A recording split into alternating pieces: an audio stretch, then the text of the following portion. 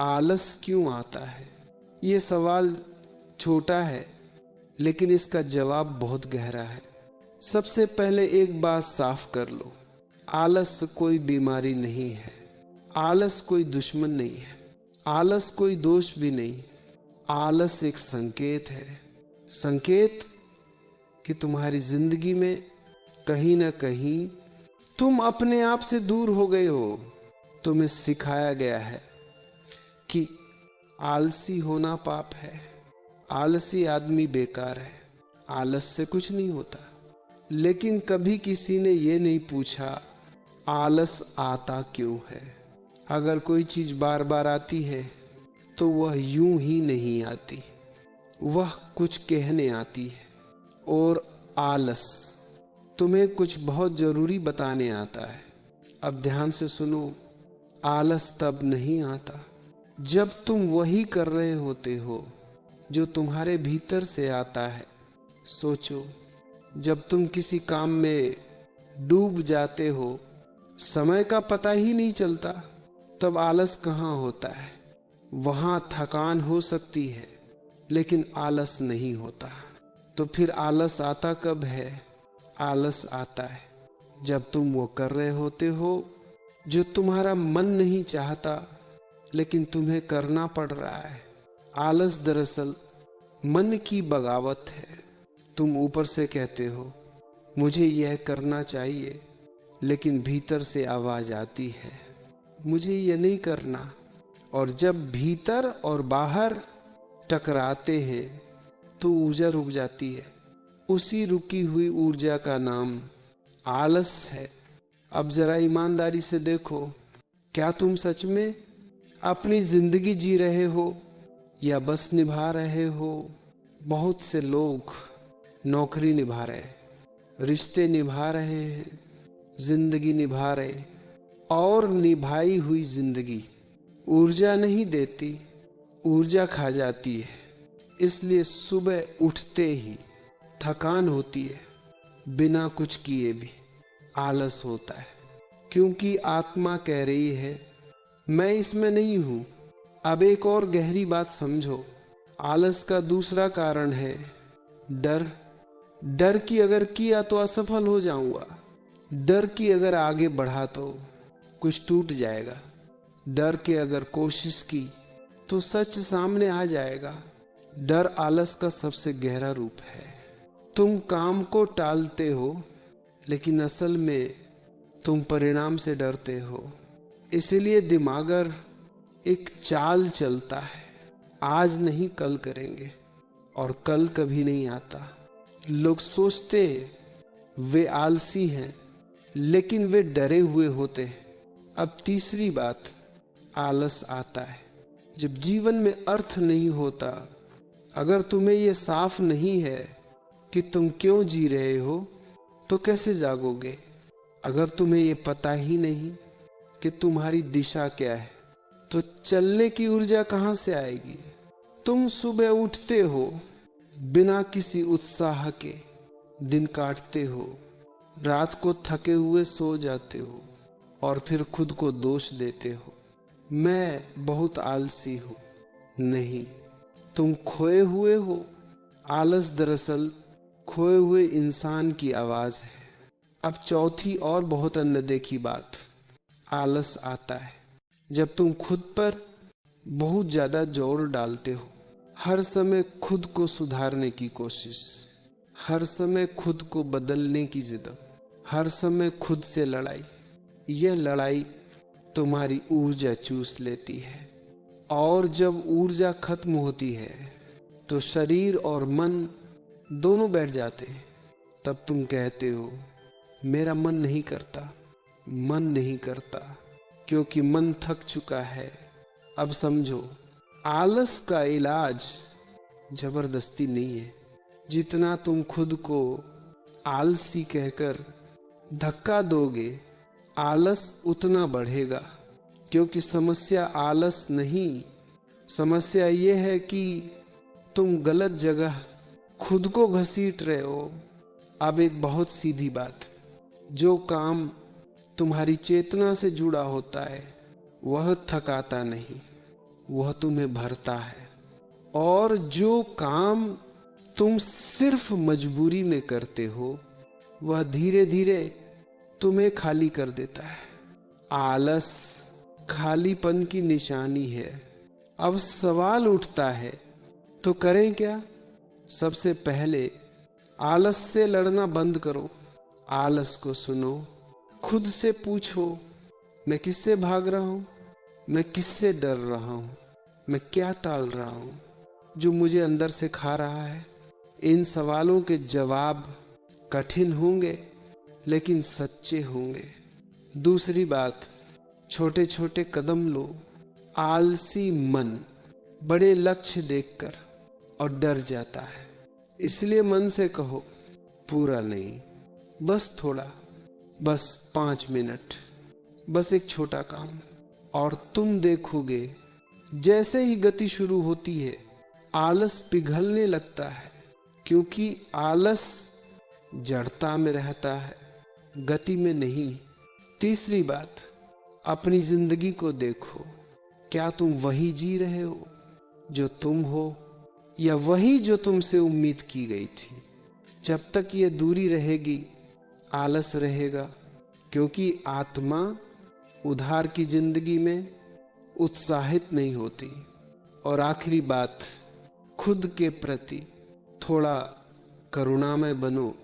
हर दिन एक जैसे नहीं होते, हर सुबह एक जैसी नहीं होती। कभी कभी रुकना भी जरूरी है, कभी कभी खाली बैठना भी जरूरी है। हर रुकावट आलस नहीं होती, कभी वह पुनर्जन्म की तैयारी होती है। इसलिए खुद को आलसी कहकर अपमानित मत करो, खुद को समझो। जिस दिन तुम समझ गए कि आलस दुश्मन नहीं संदेश है, उस दिन आलस अपनी ताकत खो देगा, क्योंकि तब तुम अपनी जिंदगी सजग होकर जीने लगोगे। और जहां सजगता है वहां आलस नहीं टिकता, वहां सिर्फ हर जीवंतता होती है। अब एक बहुत सूक्ष्म बात समझो, आलस केवल मन का नहीं होता, आलस अक्सर आत्मा की थकान होता है। जब तुम लंबे समय तक अपनी इच्छा के खिलाफ जीते हो तो आत्मा धीरे धीरे पीछे हट जाती है। तुम दिखते हो जिंदा, लेकिन भीतर से कुछ सो गया होता है। और जब आत्मा सो जाती है तो शरीर भी मन भी भारी हो जाते हैं। तब उठना मुश्किल लगता है, तब शुरू करना मुश्किल लगता है, तब हर काम बोझ लगता है। लोग इसे आलस कहते हैं, असल में ये अलगाव है, खुद से दूरी। अब जरा ध्यान दो, तुम किस काम में सबसे ज्यादा आलसी होते हो? उसी काम में जो तुम्हारे लिए सबसे ज्यादा थोप दिया गया है। और किस काम में तुम सबसे ज्यादा सक्रिय होते हो? उसी काम में जहां तुम खुद को महसूस करते हो। ये संयोग नहीं है, ये संकेत है। आलस तुम्हें बता रहा है ये रास्ता मेरा नहीं है, लेकिन समाज कहता है आलस छोड़ो, कोई यह नहीं कहता रास्ता देखो। इसलिए लोग खुद से लड़ते रहते हैं, और ये लड़ाई ऊर्जा नहीं बनाती, ऊर्जा खत्म करती है। अब एक और गहरी परत, आलस तब भी आता है जब तुम बहुत ज्यादा सोचते हो। सोचना और जीना अलग बातें हैं। सोचते रहने से मन थक जाता है, और थका हुआ मन शरीर को रोक देता है। तुम दिन भर भविष्य की कल्पनाएं करते हो, गलतियां दोहराते हो, डर की कहानियां बनाते हो, और शाम तक मन इतना थक जाता है कि कुछ करने की ताकत नहीं बचती। तब तुम कहते हो आज मन नहीं है। मन नहीं है क्योंकि मन पहले ही सब कुछ कर चुका है। कल्पना में आलस कभी कभी अतिरिक्त सोच का परिणाम होता है। अब समझो, आलस का इलाज मोटिवेशनल वीडियो नहीं है, वह बस थोड़ी देर जोश देता है, लेकिन असली इलाज है सजगता। जो तुम कर रहे हो उसे पूरा महसूस करो। चल रहे हो तो चलो, खाना खा रहे हो तो खाओ, काम कर रहे हो तो काम करो। आधा आधा मत जियो। आधा जीवन पूरी थकान देता है और पूरी उपस्थिति कम ऊर्जा में ज्यादा काम करा देती है। अब आखिरी लेकिन बहुत जरूरी बात, हर सुस्ती आलस नहीं होती। कभी कभी शरीर कह रहा होता है रुक, और अगर तुम हर रुकावट को आलस समझकर खुद को धक्का दोगे तो एक दिन शरीर जबरदस्ती रोक देगा, जिसे लोग ब्रेकडाउन कहते हैं। इसलिए फर्क सीखो आलस और विश्राम में। विश्राम तुम्हें ताजा करता है, आलस तुम्हें अपराध बोध देता है। अगर तुम आराम के बाद हल्का महसूस करते हो तो वह आलस नहीं था, वह जरूरत थी। लेकिन अगर तुम कुछ न करके भी खुद से नाराज हो तो वहां कुछ अनसुना पड़ा है, और वही अनसुना आलस बनकर तुम्हारे सामने खड़ा है। इसलिए अगली बार जब आलस आए तो खुद से लड़ो मत। बैठो, सुनो, पूछो मैं किससे भाग रहा हूं। जिस दिन ये सवाल ईमानदारी से पूछ लिया उस दिन आलस अपना काम खो देगा, क्योंकि तब तुम जाग रहे होगे, और जो जाग जाता है वो आलसी नहीं रहता, वो बस धीरे सजग और सचेत जीने लगता है। ठीक है, अब इसी धारा में और आगे चलते हैं और बात को वहां ले चलते हैं जहां आलस सिर्फ आदत नहीं, अस्तित्व का सवाल बन जाता है। अब एक बहुत ईमानदार बात सुनो, आलस तब भी आता है जब तुम अपने जीवन को दूसरों की नजरों से देखने लगते हो। तुम सोचते हो लोग क्या कहेंगे, अगर मैं यह करूं तो क्या होगा, अगर मैं असफल हुआ तो मेरी इज्जत का क्या होगा। यही सोच तुम्हारी सारी ऊर्जा पहले ही खर्च कर देती है। तुमने कुछ किया ही नहीं, लेकिन तुम थक चुके हो, क्योंकि तुम अपने काम से पहले उसका फैसला कर चुके हो। ये आलस नहीं है, ये अग्रिम थकान है। मन पहले ही 100 बार हार चुका होता है, इसलिए शरीर पहला कदम भी नहीं उठाता। अब जरा ध्यान दो, बच्चे आलसी नहीं होते, वे खेलते खेलते थक जाते हैं, लेकिन खेल छोड़ना नहीं चाहते। फिर वही बच्चा जैसे जैसे बड़ा होता है आलसी कहलाने लगता है। क्या बदला? उसकी ऊर्जा नहीं बदली, उसकी स्वतंत्रता खत्म हो गई। अब वह खेल नहीं चुनता, अब उस पर चुना जाता है, और जहां चुनाव छिन जाता है वहां आलस जन्म लेता है।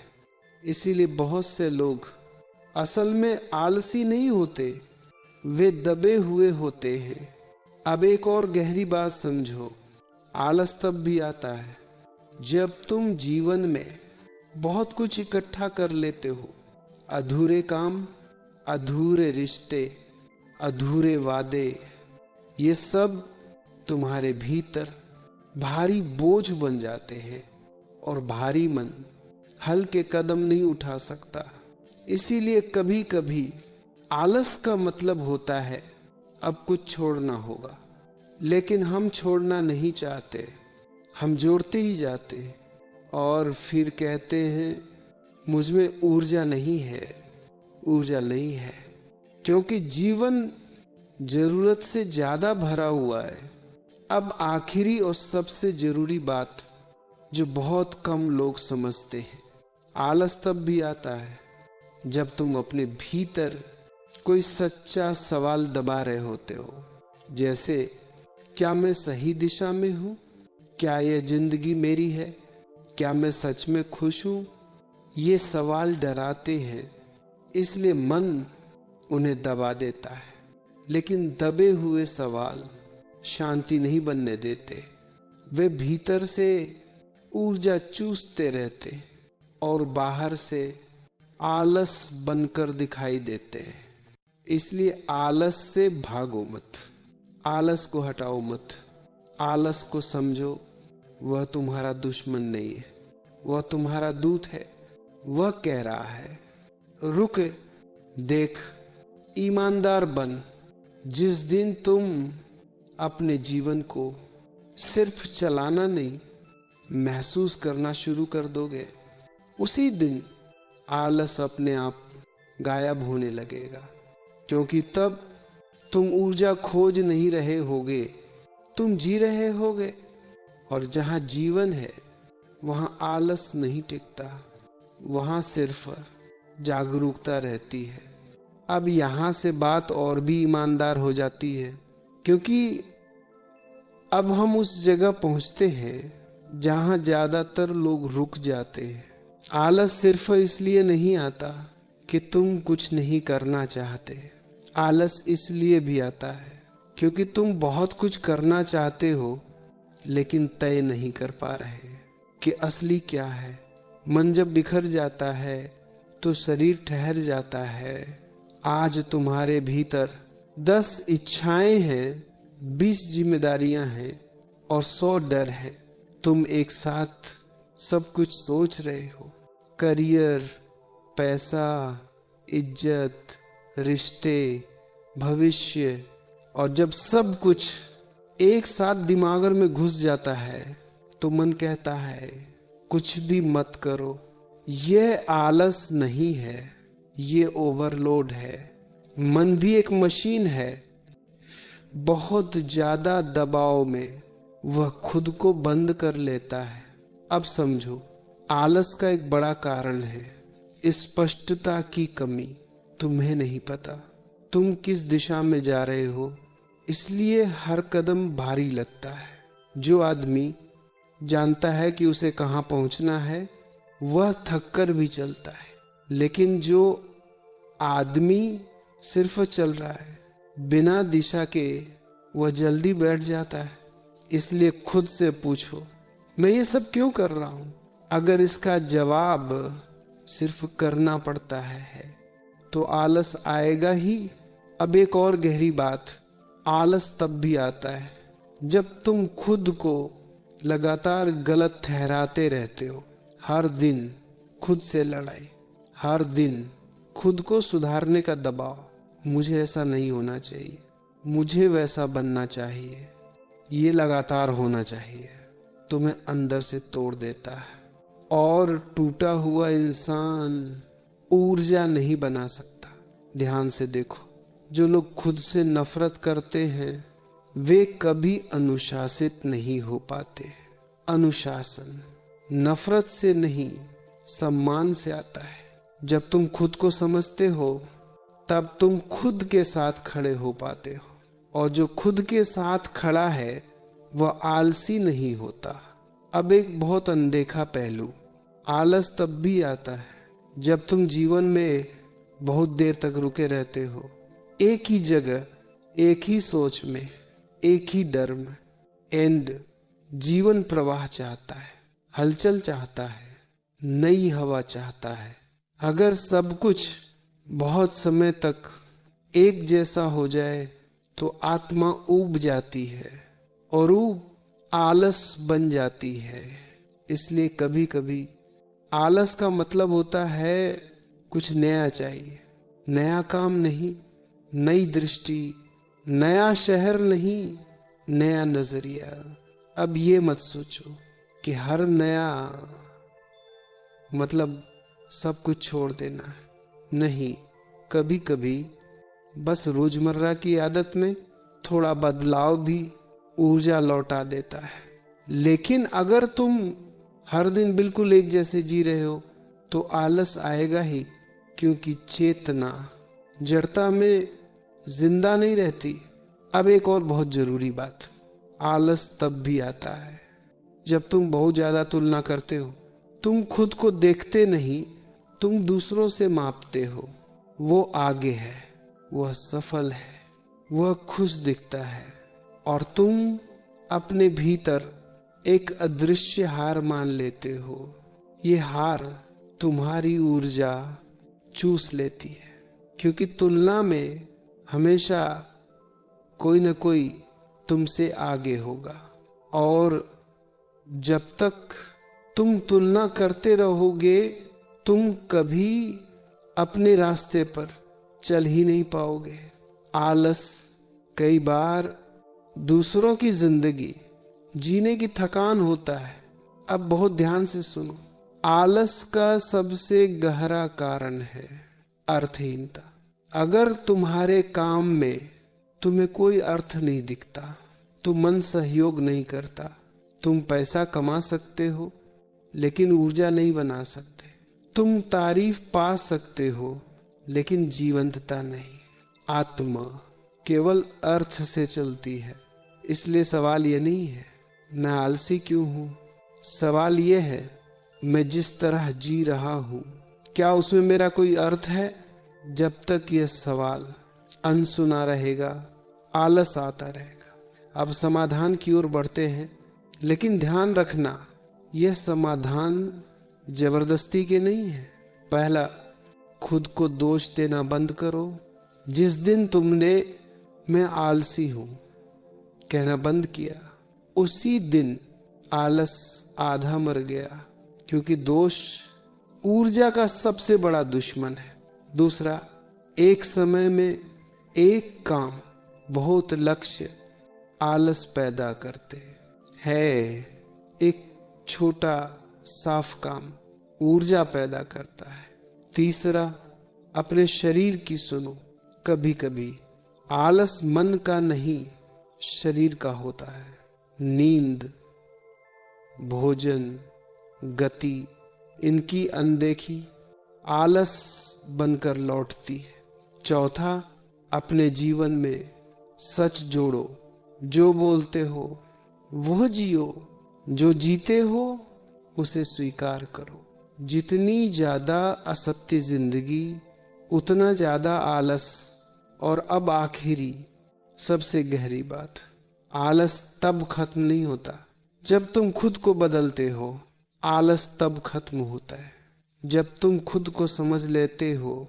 जिस दिन तुमने अपने जीवन को सजगता से देखना शुरू किया, उस दिन आलस एक एक करके गिरने लगेगा, क्योंकि तब तुम भाग नहीं रहे होगे, तुम लड़ नहीं रहे होगे, तुम जाग रहे होगे।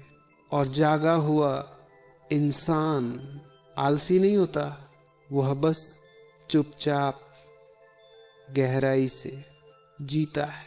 जहां जीवन है वहां ऊर्जा है, और जहां ऊर्जा है वहां आलस टिक नहीं सकता। ठीक है, अब इसी बहाव को बिना तोड़े उसी गहराई में 2000 शब्द आगे ले चलते हैं, जहां आलस सिर्फ मन की आदत नहीं बल्कि जीवन की गलत दिशा का परिणाम साफ दिखाई देने लगता है। अब यहां एक बहुत कठोर लेकिन मुक्त करने वाली सच्चाई सामने आती है। आलस अक्सर इसीलिए भी आता है क्योंकि तुम ईमानदार नहीं हो अपने साथ। तुम वो नहीं जी रहे जो तुम जानते हो, तुम वो जी रहे हो जो सुरक्षित लगता है, जो समाज स्वीकार कर ले, जो टकराव न पैदा करे। और यह असत्य तुम्हें रोज थोड़ा थोड़ा थका देता है। असत्य में जीने वाला इंसान ऊर्जा पैदा नहीं कर सकता, क्योंकि ऊर्जा सिर्फ सच से आती है। इसलिए तुम देखोगे जो लोग खुले तौर पर जो है वही जीते हैं, वे थकते जरूर हैं लेकिन आलसी नहीं होते। और जो लोग अंदर कुछ और बाहर कुछ और होते हैं, वे बिना कुछ किए भी थके रहते हैं। अब एक और गहरी परत, आलस तब भी आता है जब तुम्हारे जीवन में मौन नहीं होता। तुम लगातार कुछ न कुछ भरते रहते हो। फोन, वीडियो, आवाजें, सूचनाएं, मन का वो कभी खाली होने का मौका नहीं मिलता।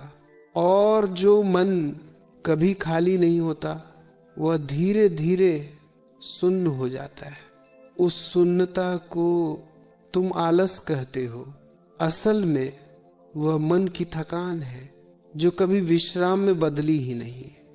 मौन आलस का दुश्मन है, लेकिन मौन से आज इंसान डरता है, क्योंकि मौन में सवाल उठते हैं और सवाल हिम्मत मांगते हैं। अब समझो, आलस तब भी आता है जब तुम हर चीज को बहुत गंभीरता से लेने लगते हो। हर काम भारी लगने लगता है, हर गलती पहाड़ लगती है, हर दिन एक परीक्षा बन जाता है। ये गंभीरता ऊर्जा नहीं, दबाव पैदा करती है। जीवन खेल नहीं रह जाता, कर्तव्य बन जाता है। और कर्तव्य अगर प्रेम से न हो तो वो बोझ बन जाता है। बोझ आलस पैदा करता है।